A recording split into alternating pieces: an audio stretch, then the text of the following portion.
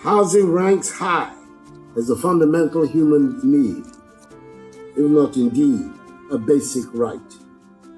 Traditionally, house ownership is a symbol of diligence and accords dignity and respect in society.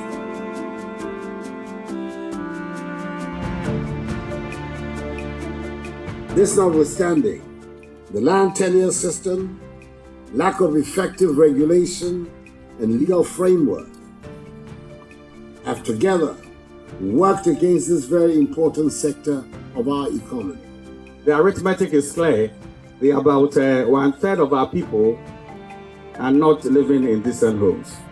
To address the housing problem that Ghana faces, government in 2019 set up the National Housing and Mortgage Fund. And this fund has piloted two very innovative schemes. Over the last 2 years, the National Housing and Mortgage Fund has supported two schemes. The National Mortgage Scheme, which has facilitated lower mortgage rates averaging 11% from a prevailing market rate averaging over 28%. And secondly, the Affordable Housing Rent-to-Own Scheme, which provides the opportunity for renters to own their homes and is characterized by monthly rental payments. This means the rent advance will not be required.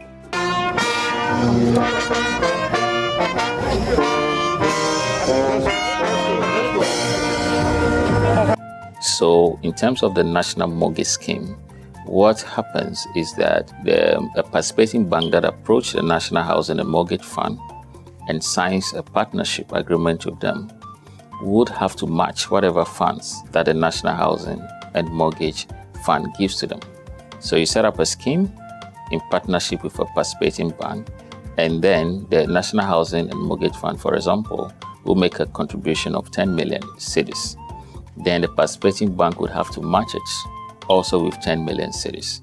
The expectation is that they bring their money at interest rate that is market-based. The National Housing and Mortgage Fund gives the money to the scheme at about 2%. The blended rate, therefore, gives the consumer a more favorable and affordable mortgage as compared to what is prevailing in the market. What National Housing and Mortgage Scheme offers makes it interesting because we are able to give construction finance to our real estate developers, the 5 real estate developers that we chose, at highly competitive rates.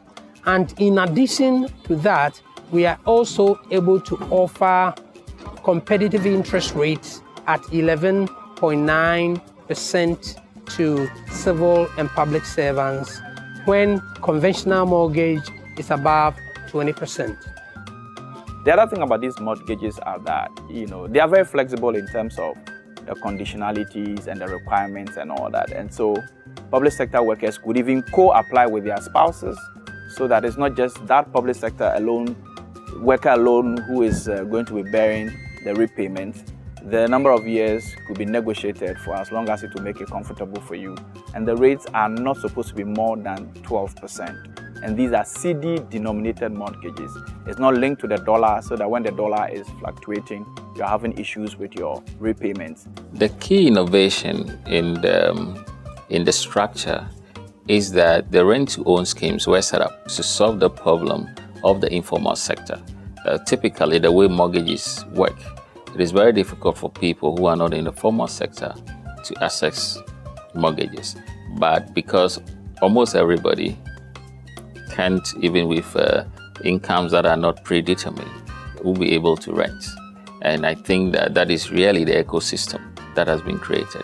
So with the rent-to-own system, the target is that both the formal and the informal sector segment of the economy can participate very actively. And that innovation, is very important for an economy such as ours. The thinking was, what can we do to help deal with the demand side? Because we believe that if the demand side challenges are sorted out, the supply side will be very easy to take care of. Because today, if we got developers and we give them money, they will build houses for us, as many of them that we want. But the real thorny issue that has been a problem over time is the demand side. And you don't want to finish building houses and you're not looking for buyers. So this arrangement where you know that when you finish building, the government will take over under the real estate investment trust scheme, and then under the new mortgages that are being underwritten, it gives us hope. So as TDC, initially what we had to do was to make available land in excess of 30 acres. TDC has also made available to this project our in-house experts.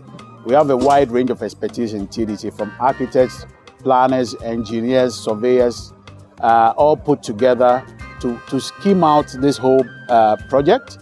And then we also selected able contractors to actually construct. And then during the construction process, of course, we supervise to make sure that they do quality work. The collaboration has been good, it's been excellent. I can say it's not without challenges. Yes, in any project, there are bound to be some kind of challenges, because on our side as developers, we have financial constraints. If it comes to infrastructure development, look at the whole site, and you look at one individual investing his resources into it. It means that when we partner with the banks and we partner with government, and government begin to know what is happening, then there's a kind of reorientation as to what help and support we can offer these people. The more we do some of these things, the better it will be for all of us. We are encouraged by this, and we just hope that it will not end here. We hope it will continue. And as it is, we aim to do 20,000 housing units hopefully from next year, for the next 20 years. This has been a dream on the hearts of many Ghanaians. We know several Ghanaians that have been wishing for a home of their own that they can enjoy after their daily toil and labor.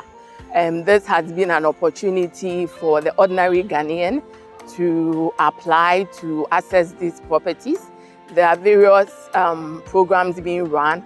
There's the rent only, where you only pay your rent without any down payment and you are enjoying peacefully. There's a rent to own, where you start paying rent and eventually pay down to own the property. And there is the buying straight with a mortgage. The thinking also is that at a point where their tier 2s of their lump sums were paid, they could become some of the funding that they could use to pay off these homes and then own them eventually. And I'm also happy to say we have partnered with TDC to develop some of the old Kufuor affordable housing in Community 26. And as I speak to you, there are Ghanaian workers, nurses and doctors who are currently living in some of those rent-to-own apartments. They brought the forms to our office and they asked that those interested should apply. So I did apply and I had it. Some of us were willing, others too were feeling reluctant. They said they have been filling this form over and over for affordable house for the past 5 years, so they don't have any interest. I said, no, let me give it a try.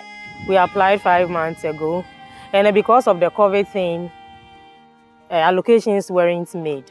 So just after COVID, I think in July, they called. And then it took like 2 weeks, and then we had our keys. So the process isn't that cumbersome. It's a dream of every government to provide housing for the citizens.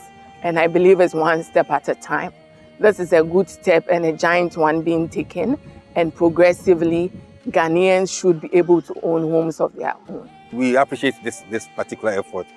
Sincerely, it's such deliberate attempts to help solve the problem. It's what we need. And so we will encourage government to do more of the deliberate, direct intervention in the housing space.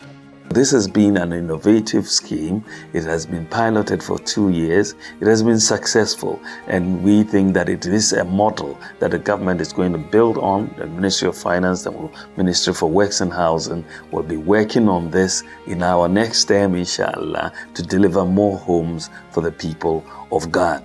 That this is innovative, and I congratulate the Ministry of Finance for seeing this, and also the Ministry for Works and Housing for making sure this has come to fruition. This is a success, and we should be proud of it.